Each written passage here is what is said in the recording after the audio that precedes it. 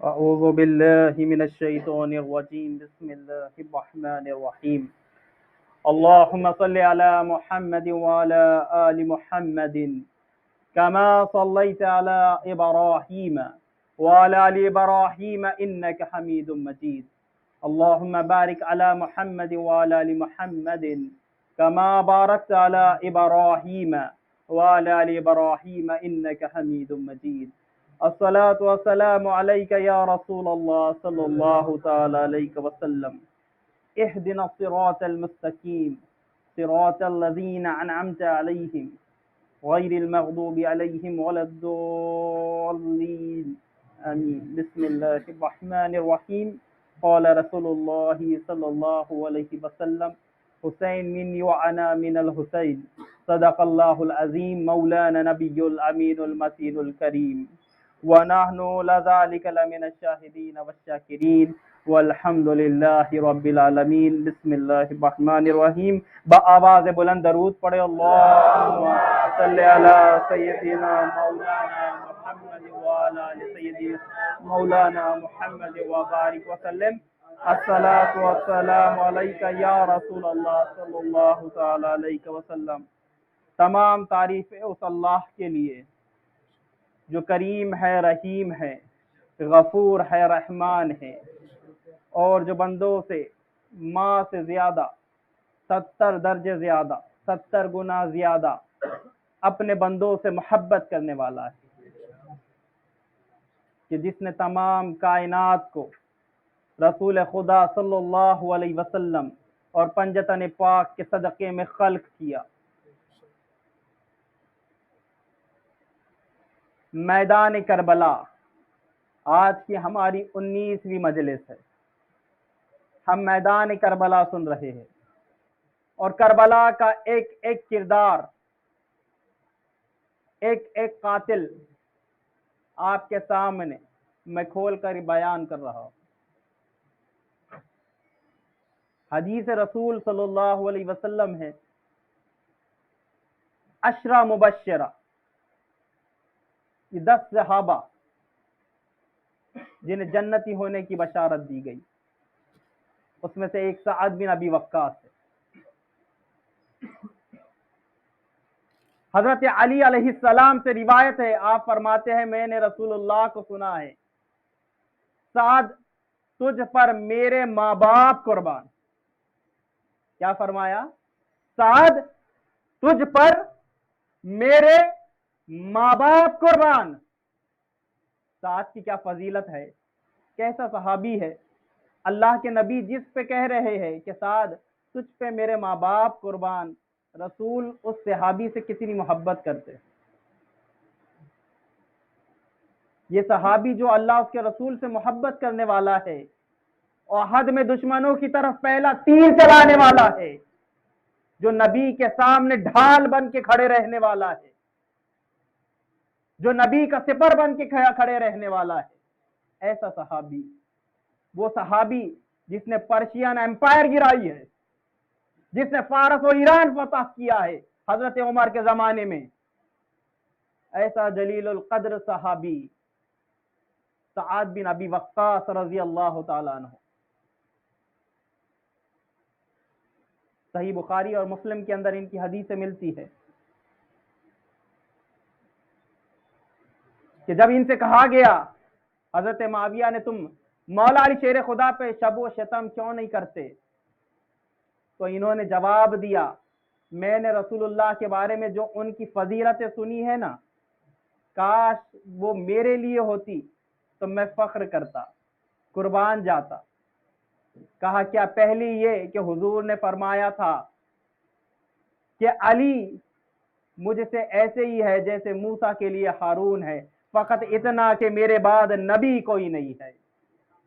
کہا دوسرا وہ کہ خیبر والی رات کہ نبی نے فرمایا تھا میں کل علم اسے دوں گا جو اللہ اس کے رسول سے محبت کرتا ہے، اور اللہ اس کا رسول بھی اس سے محبت کرتا ہے۔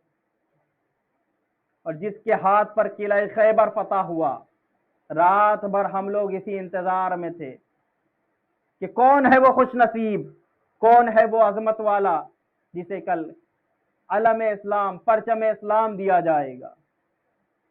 اور تیسرا وہ کہ جو مباہلے کے میدان میں آیا، تیسرا وہ جو مباہلے کے میدان میں آیا۔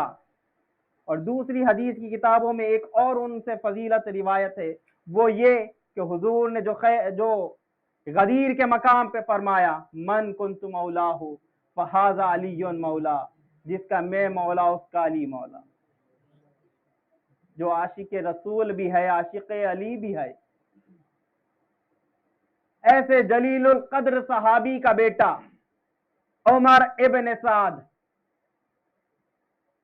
جس پہ اللہ اس کے رسول کی لعنت ہے، باپ جنتی نکلا بیٹا جہنمی، اتنا جلیل القدر صحابی، اور بیٹا عمر ابن سعد جس نے دنیا کی حکومت کے لیے، دنیا کے لالچ میں، دنیا کی دولت کی خاطر ایمان بیچ دیا، ضمیر بیچ دیا، اور جس نبی کا کلمہ پڑھتا تھا اس نبی کے بیٹے پہ تلوار اٹھائی۔ باپ وہ ہے جو دشمنوں پہ رسول کی حفاظت میں پہلا تیر چلانے والا ہے، اور کربلا میں بیٹا حسین کی طرف پہلا تیر چلانے والا ہے۔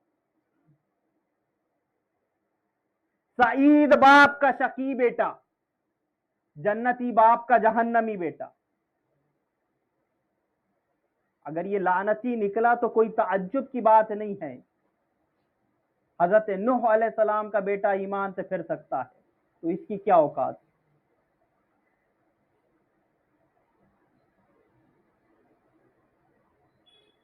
بلکہ صحیح مسلم کتاب الزہد کے اندر حدیث ہے، یہ روایت موجود ہے کہ جب سعد کھیتوں میں کام کر رہے تھے تو یہ گھوڑے پہ سوار ہو کے آیا عمر ابن سعد، ان کی زندگی کی بات ہے، تو یہ حضرت سعد بن ابی وقاص اس بیٹے سے اللہ کی پناہ مانگا کرتے۔ یہ کتنا لعنتی اور بدبخت ہے یہ شخص، کتنا لعنتی نکلا۔ بدری صحابہ، یہ ہجری سن 56 کے اندر یہ جو ہے ان کی وفات ہوئی ہے، حضرت سعد بن ابی وقاص رضی اللہ تعالیٰ عنہ، ان کا بیٹا تھا یہ عمر ابن سعد، اور رشتے میں یہ مختار ثقفی کا بہنوئی بھی تھا۔ یزید نے اس کے ذریعے اس کو حکومت کا لالچ دیا گیا تھا، رائے کی حکومت ملنے والی تھی، اگر تو امام حسین کو شہید کرے گا، قتل کرے گا، تو تجھے اس کے بدلے میں رائے کی حکومت دی جائے گی۔ رائے آج کا عراق، ایران اور افغانستان کا حصہ آتا ہے، اتنی بڑی حکومت تجھے ملے گی، تو کیا کر، حسین کو شہید کر۔ اسے دیلم کے کفاروں سے جہاد کرنا تھا، لیکن یہ اللہ والوں سے ٹکرا گیا، یا حسین ابن علی سے ٹکرا گیا۔ اسے ابن زیاد کے ذریعے یہ خط، یہ جو پوری سند دی گئی تھی کہ وہاں کی حکومت تجھے ملے گی۔ 2 محرم کو امام حسین علیہ السلام کربلا آئے۔ کتنے؟ 2 محرم کو۔ 3 محرم کو یہ عمر ابن سعد کربلا پہنچائے 5 یا 6 ہزار لشکر کے ساتھ۔ 4 محرم کے دن شمر آیا ہے 4000 لشکر کے ساتھ، اس کے ساتھ ابن رقاب 2000 فوجیوں کے ساتھ تھا، ابن نمیر 4000 فوجیوں کے ساتھ تھا، ابن رہینہ کے پاس 3000 فوجی تھے، ابن خرچہ کے پاس 2000 تھے۔ 5 محرم کو شیس ابن ربی آیا ہے 4000 فوج کے ساتھ، اور وہ بن قیس 4000 فوجیوں کے ساتھ آیا ہے۔ 6 محرم کو خولی ازبہی آیا ہے 10,000 فوج کے ساتھ۔ لشکر یزید کی تعداد 9 محرم تک بڑی ہے، بعض مورخین نے 22,000، بعض نے 26، بعض نے 27، اور بعض نے اس سے زیادہ لکھی ہے۔ جانتے تھے امام حسین علیہ السلام مکہ سے نکلے ہیں، ساتھ میں عورتیں اور بچے ہیں، بوڑھے ہیں، جوان اصحاب ہے، اہل بیت ہے، بوڑھے بھی ہے، اس میں اللہ کے نبی کے کئی صحابی موجود آئے جو صحابی رسول کربلا میں شہید ہوئے، उन सहाबा का जिक्र भी ये लोग नहीं करते कि कौन से सहाबी करबला में शहीद हुए, बल्कि जो अपने आप को सुन्नी कहते हैं उनको खुद को नहीं मालूम है।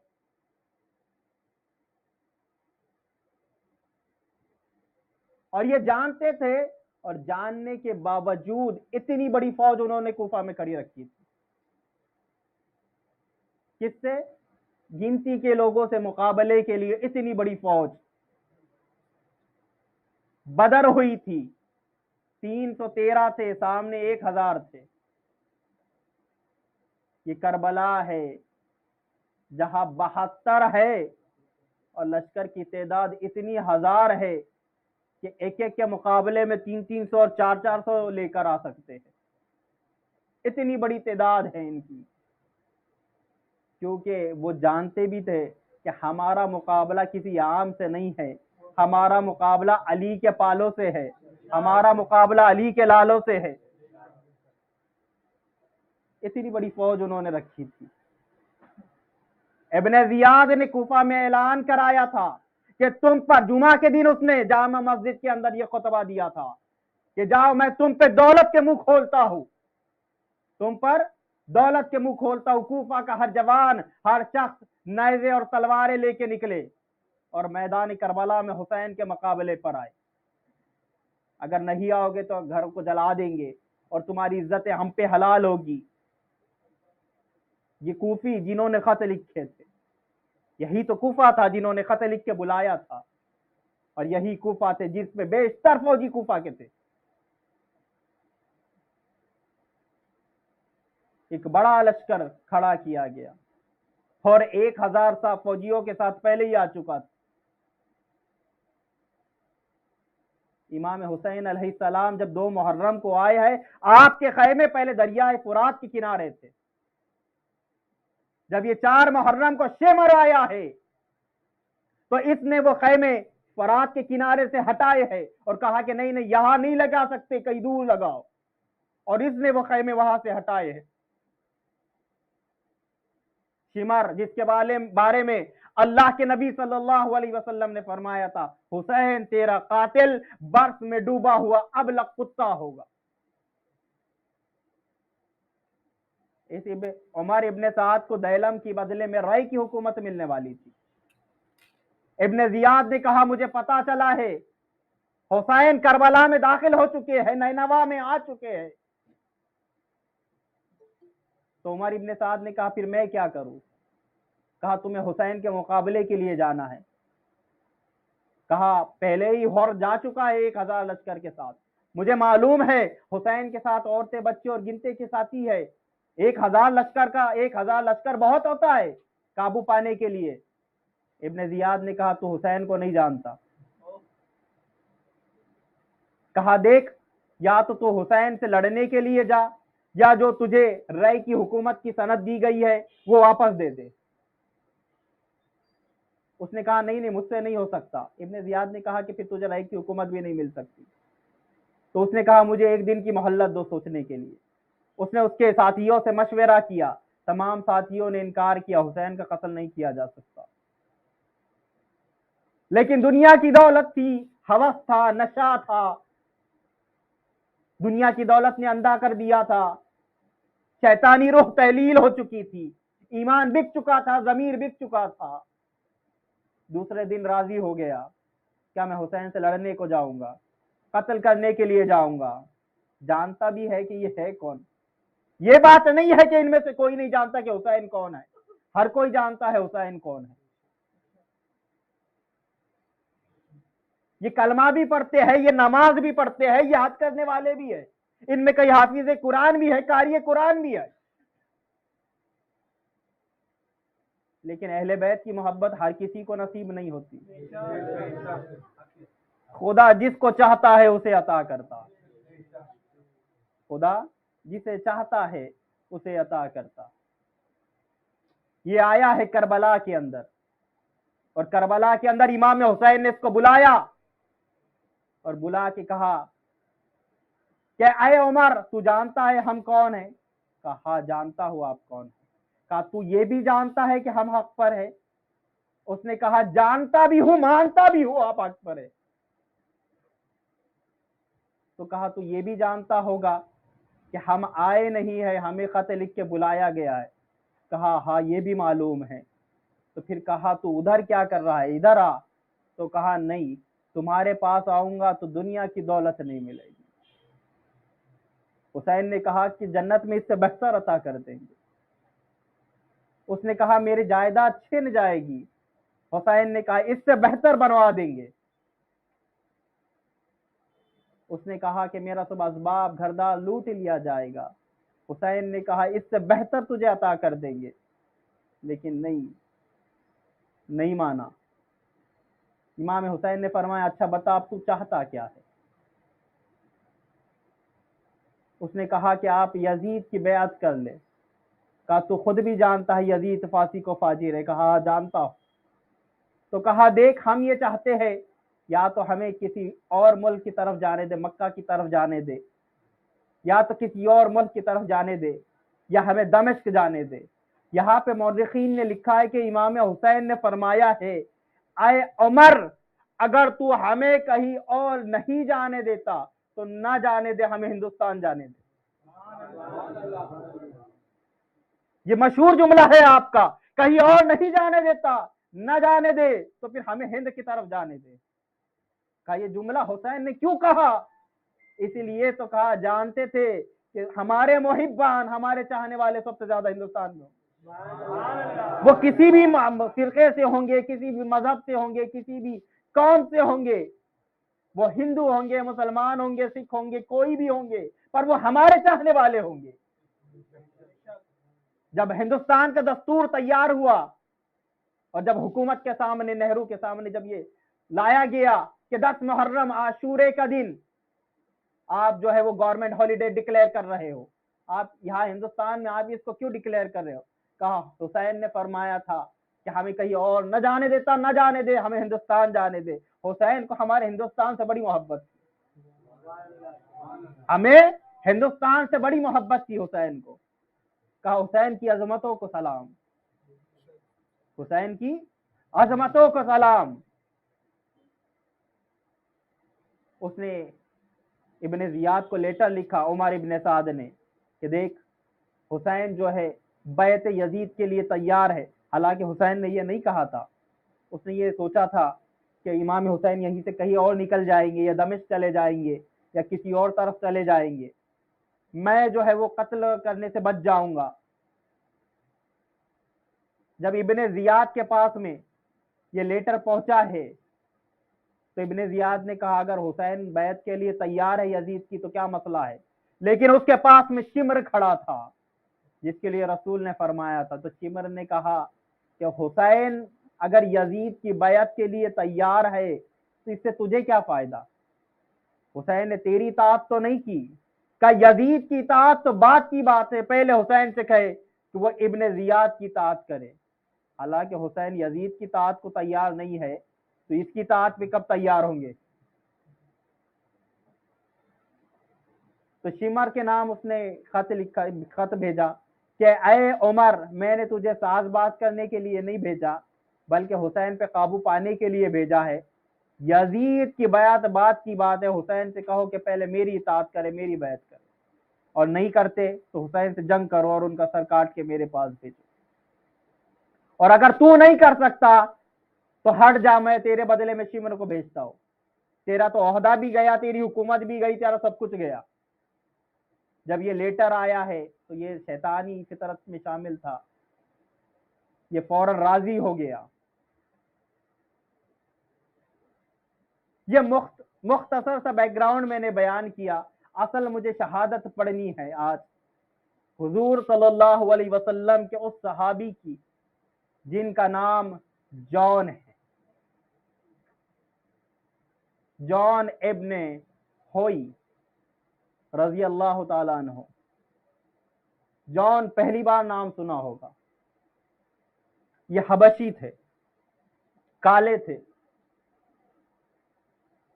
یہ غلام تھے، انہیں حضرت علی نے حضرت عباس بن مطلب سے خریدا تھا، اور خرید کے ان کو حضرت ابو ذر غفاری رضی اللہ تعالیٰ عنہ کو ہدیہ کیا تھا۔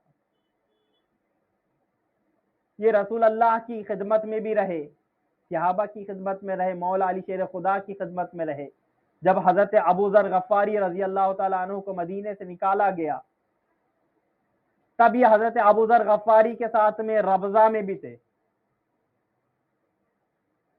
پھر یہ مولا علی شیر خدا کے ساتھ رہے، ان کے بعد میں امام حسن مجتبیٰ کے ساتھ رہے، امام حسین کے ساتھ میں، یہ کربلا آئے ہیں حسین کے ساتھ میں، اور کربلا میں ان کی عمر 95 سال کی تھی۔ 95 سال کا بوڑھا صحابی جان، جھکے ہوئے کمر جھک گئی تھی بڑھاپے کی وجہ سے، کمزوری تھی، نکاحت تھے، بھوے تک سفید ہو چکے تھے۔ جب یہ لائے ہیں اونٹ کی پشت پہ آئے ہیں، یہ بیمار بھی تھے، کربلا آئے، ان کا تعلق افریقہ کے سوڈان کے علاقے سے تھا، بڑی اہل بیت سے محبت کرنے والے تھے، اللہ کے نبی کے صحابی ہے یہ جان۔ یہ عاشور کے دن امام حسین علیہ السلام کی خدمت میں آتے ہیں اور آ کے عرض کرتے ہیں مولا جنگ کی اجازت دی جائے، عزم جہاد دیا جائے۔ امام حسین علیہ السلام فرماتے ہیں جان تو بوڑھا ہو گیا ہے، ضعیف ہو گیا ہے، تیری کمر تک جھک گئی ہے، تیرے جسم میں طاقت نہیں ہے، تو جنگ کرنے کے قابل نہیں ہے۔ اے جان، حسین تجھے کس طریقے سے میدان میں بھیج سکتا ہے؟ حسین تجھے کیسے اجازت دے سکتا ہے کہ تم میدان میں جائے؟ کہا کہ مولا میں نے آپ کے نانا کی خدمت کی ہے، پھر آپ کے بابا کا غلام رہا، پھر آپ کے بھائی حسن کا غلام رہا ہو، کہا پھر آپ کی غلامی میں آیا ہو۔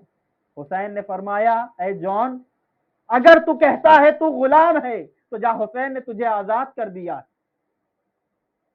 حسین نے تجھے آزاد کر دیا، جا جان، حسین تجھے لڑنے کی اجازت نہیں دے سکتا، اپنی زندگی جو بچی ہے وہ آرام سے گزار، سکون سے گزار، حسین تجھ سے راضی ہے جان، جا کسی اور طرف چلا جا۔ جان کہتا ہے مولا جب اچھے دن تھے تو جان آپ کے ساتھ رہا، اور جب مصیبت والے دن آئے ہیں تو میں آپ کا ساتھ چھوڑ کے چلا جاؤں؟ کہا نہیں، میں آپ کی غلامی میں رہوں گا۔ کہا کہ جان میری غلامی نے میں نے آزاد کر دیا، اب کسی کی غلامی کرنا چاہتا ہے تو جا میرے بیٹے علی کی غلامی کر۔ جان علی کے پاس آئے ہیں، زین العابدین کے پاس، کہا کہ مجھے اپنی غلامی میں شامل کر لے اور ابھی آپ عزم جہاد دے دے، میں میدان کربلا میں جاؤں۔ کہا جان بابا نے کیا کہا؟ جان نے کہا کہ آپ کے بابا تو اجازت نہیں دیتے۔ تو کہا جان جب وہ اجازت نہیں دیتے تو میں کس طریقے سے دوں؟ تو کہا نہیں، اجازت تو چاہیے جان کو۔ کہا آپ اجازت لے کے دے، بڑا اصرار کیا، بڑی منت و سماجت کی، امام زین العابدین علیہ السلام نے مولا حسین سے اجازت دلوا دی۔ امام حسین علیہ السلام نے فرمایا جا جان میدان میں جا، بلکہ وہاں پہ جان کے ایک جملے ہے تاریخ کے اندر، جان نے کہا مولا کیا آپ نہیں چاہتے، آپ مجھے میدان میں اس لیے نہیں بھیج رہے کہ میں حبشی ہوں، میں کالا ہوں، میں غلام ہوں؟ امام حسین علیہ السلام نے فرمایا، جان کی طرف دیکھا، جان نے کہا مولا آپ نہیں چاہتے کہ میں جنت میں جاؤں؟ تو مولا حسین نے فرمایا جان تو جنت میں نہیں جائے گا تو پھر اور کون جائے گا؟ جان تو جنت میں نہیں جائے گا تو اور کون جائے گا؟ اور تو کہہ رہا ہے کہ میں کالا ہوں، تجھے پتا نہیں کہ میرے نانا کا وہ صحابی بلال بھی کالا تھا؟ تجھے پتا نہیں میرے نانا کا صحابی بلال بھی کالا ہے، اور میرے نانا نے فرمایا بلال تو مجھ سے پہلے جنت میں جائے گا۔ بلال خدا رنگ و نسل کو نہیں دیکھتا، بلال جان خدا گورے یا کالے کو نہیں دیکھتا، بلکہ خدا دلوں کو دیکھتا ہے۔ جان خدا دلوں کو دیکھتا ہے، جا ہم نے تجھے اجازت دی، جا میدان میں جا۔ جان کو گھوڑے پہ سوار کیا جا رہا ہے، لیکن جان گھوڑے پہ چڑھ نہیں سکتے، اتنے ضعیف ہے۔ لیکن جذبہ کیسا ہے، حسین سے محبت کیسی ہے، وہ قربانی کا ایثار کیسا ہے۔ 95 سال کی عمر ہے جان کی، جان کہتا ہے مولا آپ پہ قربان ہوں گا۔ کہا جان تو گھوڑے پہ بھی نہیں سواری نہیں کر سکتا، تو گھوڑے پہ بھی نہیں بیٹھ سکتا۔ کہا مولا پیدل جاؤں گا، میں پیدل جاؤں گا، ہاتھ میں تلوار ہے، جھکی ہوئی کمر ہے، بوڑھا ہے، کانپتے ہوئے میدان کربلا میں آیا ہے، یزیدیوں کو للکار کے کہتا ہے آؤ میرے مقابلے پہ آؤ۔ اتنی ضعیفی کے باوجود، نقاہت اور کمزوری کے باوجود، جان نے 95 سال کی عمر میں 25 یزیدیوں کو مارا ہے۔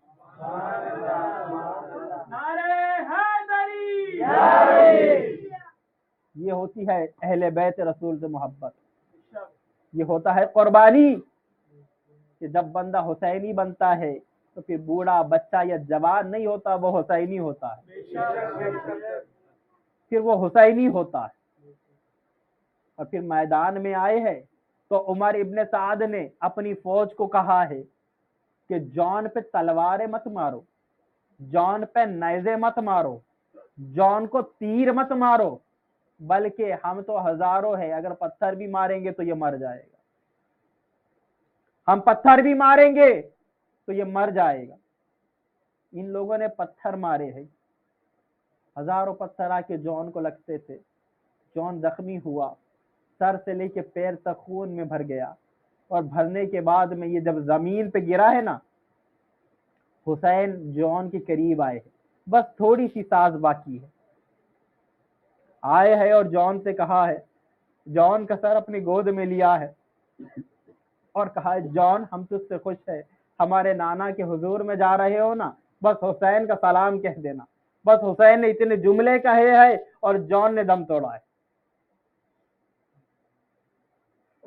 یہ اللہ کے نبی کا صحابی ہے جان۔ ایک اور صحابی رسول ہے جن کا نام ہے مسلم ابن اوسجا، نام سنا، یہ بھی صحابی رسول ہے، اور ان کی عمر کربلا میں 86 سال ہے۔ کتنی؟ 86 سال کا بزرگ ہے مسلم بن اوسجا۔ یہ بھی حسین پہ قربان ہونے کے لیے میدان کربلا میں آیا ہے۔ کوفہ کے رہنے والے تھے مسلم بن اوسجا، قبیلہ بنو اسد سے ان کا تعلق تھا، حبیب ابن مظاہر کے دوست تھے، حسین سے محبت کرنے والے۔ اور جب مسلم آئے ہیں نا، مسلم بن عقیل ان کے ساتھ میں رہے ہیں۔ علی والوں کا شیوا تھا اس زمانے میں، مسجدوں میں عبادت کثرت سے کیا کرتے تھے، سب سے پہلے مسجد میں آتے تھے اور سب سے آخر میں گھر جاتے تھے۔ جس کا یہ معمول تھا، لوگ دیکھ کے پہچان لیتے تھے یہ کوئی علی کے چاہنے والوں میں سے ہے، علی کے محبانوں میں سے ہے۔ اس میں سے ایک تھے یہ حبیب ابن مظاہر الاسدی اور حضرت مسلم بن اوسجا، دونوں بھی دوست تھے۔ جب مسلم کو پتا چلا ہے نا، مسلم بن اوسجا کو، حبیب کو خط آیا ہے، بڑی افسوس کرتے تھے یہ حضرت مسلم بن عقیل کے بعد میں انہوں نے قطع تعلق کر لیا تھا کوفہ سے، گھر میں خود کو قید کر لیا تھا۔ ایک مرتبہ یہ بازار گئے ہیں خضاب خریدنے کے لیے، داڑھی کو خضاب لگانے کے لیے، یہ خریدنے کے لیے بازار میں گئے تھے، وہ حبیب ملے ہیں اور حبیب نے بتایا ہے کہ حسین کا خط آیا ہے، اور حبیب وہ کوفہ کی جانب گئے تھے، تو مسلم بن اوسجا بھی اپنے بیوی اور چھوٹے بچے کے ساتھ میں کربلا کی طرف گئے۔ وقت کافی ہو رہا ہے، انشاءاللہ ان کی مجلس ہم پرسوں لیں گے، کل چونکہ 10واں ہے حضرت امام حسین علیہ السلام کا، اور ہمارا معمول ہے کہ ہم جو 20ویں کی مجلس پڑھتے ہیں، یعنی 10ویں کی مجلس پڑھتے ہیں، وہ حضرت امام حسین علیہ السلام کی شہزادی پہ پڑھتے ہیں، حضرت سکینہ پہ۔ تو انشاءاللہ کل کی مجلس جناب سکینہ پہ ہوں گی انشاءاللہ. باخر دعانا الحمدللہ رب العالمین. انشاءاللہ وقت پہ آ جائے.